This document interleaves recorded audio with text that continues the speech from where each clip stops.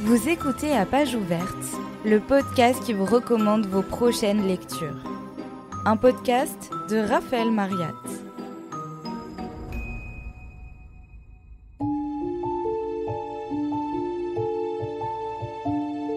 Ceux d'entre nous qui se retrouvent coincés dans un film d'horreur ont le choix. Soit ils suivent le troupeau et marchent vers l'abattoir, soit ils se battent. Oui, la route est longue jusqu'au générique de fin. Non, le sort ne nous est pas favorable. Mais ce n'est pas une excuse pour abandonner et laisser le réalisateur faire ce qu'il veut de nous. Choisissez d'apprendre les nouvelles règles, choisissez de les utiliser en votre faveur, choisissez la vie.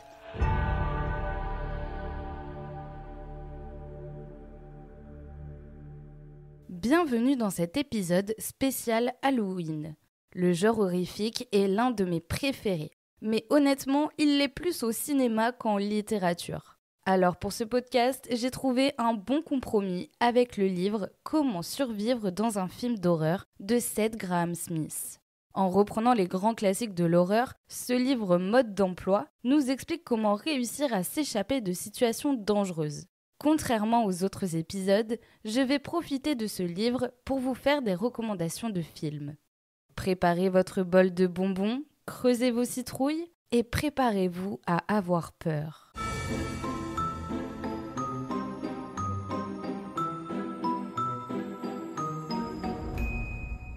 Comment survivre dans un film d'horreur est composé de 6 chapitres. On y apprend comment savoir si nous sommes dans un film d'horreur et dans quel genre horrifique. On nous donne des astuces pour survivre au slasher. On nous dit comment se comporter face à des lieux et des objets hantés. On apprend la survie dans un cimetière et à tuer des morts vivants. On nous apprend comment survivre à une invasion d'extraterrestres. Et enfin, on nous explique comment nous battre contre des adversaires sataniques. Avant toute chose, Seth Graham Smith a classé les différents types de films d'horreur. Les slashers, avec les tueurs en série armés jusqu'aux dents que l'on retrouve dans Massacre à la tronçonneuse ou Scream. Les choses ou les lieux maléfiques comme dans Amityville ou Annabelle. Les morts-vivants avec les vampires, les zombies et autres créatures que l'on peut voir dans Dracula ou la série The Walking Dead. Les monstres avec les extraterrestres ou les loups-garous comme dans Alien ou Werewolf. Et le satanique avec les malédictions diaboliques, les démons ou les sorciers qui sont bien représentés dans L'Exorciste et Conjuring. Personnellement, j'ai un faible pour les slashers. Ce sont les plus crédibles à mes yeux, parce que je ne crois pas au surnaturel. Désolée, Ouija ne m'a jamais vraiment fait frissonner. Oui, les screamers m'ont fait sursauter 1 ou 2 fois, mais sans plus. Alors qu'un tueur masqué, comme Michael Myers dans Halloween, ou Jason Voorhees dans Vendredi 13. Là, oui, j'y crois. Je me dis toujours que c'est possible. Qu'un soir, si je décidais d'explorer une cabane abandonnée au fond d'une forêt, je pourrais entendre le bruit d'une tronçonneuse derrière moi. Et là, ce serait trop tard. D'après Seth Graham Smith, pour connaître le genre horrifique dans lequel on est coincé, il faut se fier au décor. Si vous êtes une jeune femme seule dans une maison, le slasher est le coupable. Si vous avez des amis ou des parents autour de vous, c'est une maison hantée. Si les portes et les fenêtres sont barricadées, il doit bien y avoir 7000 zombies dehors attendant de se régaler avec votre cervelle. Il nous liste les différents lieux typiques pour se repérer. Par exemple, si on est dans un camp de vacances, on est forcément dans un film de slasher. Là, je pense qu'il fait une grosse référence à Vendredi 13, avec un lac, des cabanes et un tueur au masque de hockey. Si on est dans l'Europe de l'Est, on est dans un film de vampires. Dracula, le grand classique des vampires, se passe en Angleterre, Vampire Academy se déroule non loin de la Roumanie, ou encore Daywatch, où les vampires sont en Russie. Si on est dans une ville avec un ciel jamais bleu, on est forcément dans un film satanique comme Inside You, Sinister ou encore Rosemary's Baby. Quelques pages plus loin, l'auteur nous alerte sur 10 endroits à ne jamais aller, quoi qu'il arrive. 1. les pièces éclairées avec une seule ampoule au plafond. Ici, je pense forcément à Saw. Des personnes sont enlevées par un dangereux tortionnaire et sont enfermées dans une pièce sans issue, avec juste une seule ampoule pour les éclairer. 2. Les pièces non éclairées. Bon, là, je suis obligée de citer un classique, Paranormal Activity. L'esprit de la maison se manifeste en général la nuit, quand les pièces sont dans le noir. 3. Les cimetières. Je pense que tous ceux qui ont vu Cimetière ont bien compris que c'est pas une super idée de creuser et de fouiller dans un tel endroit. 4. Les camps de vacances où le taux annuel de meurtre dépasse les 10%. Je pense que regarder Sleepaway Camp avant d'aller en colo ou d'y envoyer ses enfants n'est pas une bonne idée, parce qu'on comprend qu'un tueur en série peut facilement venir tuer tout le monde. 5. Le Maine. Il y a des chances qu'en pensant au Maine, Seth Graham Smith fasse référence à ça, le fameux clown qui vient manger les habitants de la ville de Derry. 6. Un vieil endroit. L'un des films qui m'a le plus dérangé, c'est La colline à des yeux. C'est l'histoire d'une famille qui part en voyage en camping-car et qui, comme par hasard, tombe en panne au milieu d'un vieux désert qui a été touché par des ondes radioactives. Et les anciens habitants viennent forcément les torturer. 7. Les hôtels ou les motels qui ne sont pas une grande chaîne. On a été averti dès les années 1960 avec Psychose et sa fameuse scène dans la douche d'un hôtel. 8. En haut. Alors on peut penser à un étage interdit, comme celui où se trouve la chambre 217 dans Shining. N'ouvrez pas cette porte. Vraiment. Ou sinon, on peut penser à un grenier, comme dans Sinister, où le nouveau propriétaire d'une maison trouve un carton avec des vieux films où des enfants tuent leurs parents. 9. En bas. Bon, quand je descends dans une cave, je ne peux pas m'empêcher de penser à nouveau à ça, quand le clown essaye d'attraper un des enfants en lui provoquant des hallucinations pas très agréables. Bill, si tu viens avec moi, tu flotteras aussi. Tu flotteras aussi, tu flotteras aussi, tu flotteras aussi, tu flotteras aussi. 10. Une cabane en bois. On peut dire que c'était pas très malin de la part des 5 étudiants d'aller se cacher dans un chalet perdu au milieu d'une forêt dans le film La cabane dans les bois. Ça leur aurait évité d'être poursuivis et pris au piège par des créatures très bizarres. Je vous ai dit que mon genre préféré était les slashers. Alors voici comment y survivre. Oubliez les maladies cardiaques, oubliez le cancer. Dans le Terrorverse, les slashers sont la principale cause de décès. Plus de la moitié d'entre nous périront par leurs larmes, leurs gants ou leurs haches, non parce qu'ils sont très intelligents, mais parce que nous, leurs proies, sommes d'ordinaire totalement idiots. Alors, habillez-vous, verrouillez la porte de votre cabane et laissez-vous guider hors de cet enfer vivant. Bon, déjà, il faut forcément une arme pour se défendre. Et dans les films d'horreur, c'est toujours une pelle ou un râteau que la victime arrive à prendre pendant qu'elle essaye de s'échapper.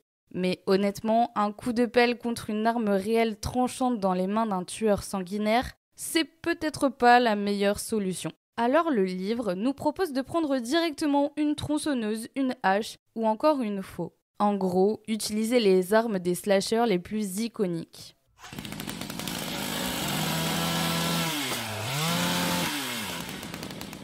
Quand on est face à un slasher, il faut réussir à savoir quel type de méchant il est. Il peut être un personnage fort et silencieux, comme Michael Myers dans Halloween. Dans ce cas, il ne vaut mieux pas le défier dans une course-poursuite. Il avance lentement, mais il finit toujours par vous rattraper. C'est certainement compliqué de le combattre directement. Alors il ne reste que 2 solutions. Soit le brûler et le réduire en cendres, comme Freddy Krueger dans Les Griffes de la Nuit, condamné par le feu qu'il avait lui-même allumé, soit l'écraser dans une presse hydraulique en s'inspirant des différents types de tortures dans la saga Saw. 1, 2, Freddy te coupera en 2, 3, 4, remonte chez toi, 4 à 4, 5, 6, n'oublie pas ton crucifix. 7, 8, surtout ne dors plus la nuit. 9, 10, il est caché sous ton lit. Si on se retrouve face à un slasher bouseux consanguin, à la manière de Leatherface dans Massacre à la tronçonneuse ou des mutants dans La colline à des yeux, on va se confronter à un personnage qui n'a rien d'autre à faire que de tuer des gens. C'est dans son ADN. Alors, pour s'en débarrasser, il vaudrait mieux jouer la carte de la folie, feindre la démence, hurler, gesticuler, se montrer totalement imprévisible. Par exemple, dans Scream, Sidney Prescott comprend vite que les tueurs suivent un scénario, un ensemble de règles propres aux films d'horreur. Elle s'en amuse, brise le 4e mur, retourne les codes contre eux et finit par les piéger à leur propre jeu. Alors, avez-vous survécu ? Si oui, félicitations, vous venez de franchir une étape importante dans votre formation de survivant du grand écran. Le livre de Seth Grahame-Smith, Comment survivre dans un film d'horreur, n'est pas qu'un simple guide humoristique. C'est une véritable encyclopédie du genre, une carte pour se repérer dans les ténèbres du cinéma d'horreur. Il nous rappelle que derrière chaque cri, chaque porte qui grince et chaque forêt plongée dans le brouillard, il y a des règles à suivre si l'on veut espérer voir le jour se lever. D'abord, ne vous séparez jamais du groupe. C'est une erreur fatale depuis le tout premier vendredi 13. On sait comment ça finit. Celui qui dit « Je vais voir ce bruit bizarre dehors », il ne revient jamais. Et bien sûr, n'allez pas voir d'où vient le bruit. Que ce soit un chat dans Alien, un craquement dans Scream ou une balançoire qui grince toute seule dans Conjuring, ça ne finit jamais bien. Ensuite, ne soyez pas trop curieux. Dans Evil Dead, ouvrir un vieux grimoire trouvé dans un chalet isolé, c'est rarement une bonne idée. Pareil dans The Ring, regarder une mystérieuse cassette trouvée au hasard, c'est signer son arrêt de mort. Mais au-delà des clichés, Grahame-Smith célèbre tout ce qu'on aime dans les films d'horreur. La tension, les sursauts, les cris, mais aussi l'humour noir et les héros improbables qui s'en sortent contre toute attente. Et puis, il y a cette idée que l'horreur, c'est un peu un miroir de nos angoisses. Les slashers nous rappellent la vulnérabilité du quotidien. Les films de maisons hantées parlent souvent du deuil ou du traumatisme. Et les histoires de zombies ou de monstres traduisent nos peurs collectives, épidémies, guerres, effondrement du monde. Pour les fans de Stephen King et de classiques intemporels, un épisode bonus vous attend sur Shining où Laetitia, l'experte cinéma du podcast, nous présente le film de Stanley Kubrick. Préparez-vous à franchir les portes de l'Overlook Hotel et à comparer le livre et le film et à ressentir la tension de cette célèbre histoire. Si vous voulez lire un roman horrifique, voici mon top 3. Terreur de Dean Simmons nous plonge dans une exploration polaire. 2 navires anglais se dirigent vers le Grand Nord, mais le cauchemar arrive vite. 129 hommes se retrouvent coincés dans un froid glacial et sont confrontés à une étrange créature des glaces. Cimetière de Stephen King raconte l'histoire d'un cimetière pour animaux. Mais au bout de ces tombes se trouve une forêt interdite où des drames atroces vont se produire. Strange House de Uketsu nous amène à Tokyo où un homme demande une expertise sur la maison qu'il vient d'acheter. On découvre que certaines pièces n'ont pas de fenêtres. De nombreux secrets terrifiants vont être découverts. Voilà, lire ça peut procurer plusieurs émotions. De la joie, de la tristesse, mais il ne faut pas oublier le pouvoir de l'angoisse. Alors, si vous êtes à la recherche de sensations fortes, direction le rayon horreur de votre librairie. Vous venez d'écouter À Page Ouverte, un podcast écrit et réalisé par Raphaël Mariat. Pour plus d'épisodes, rendez-vous sur votre plateforme d'écoute préférée.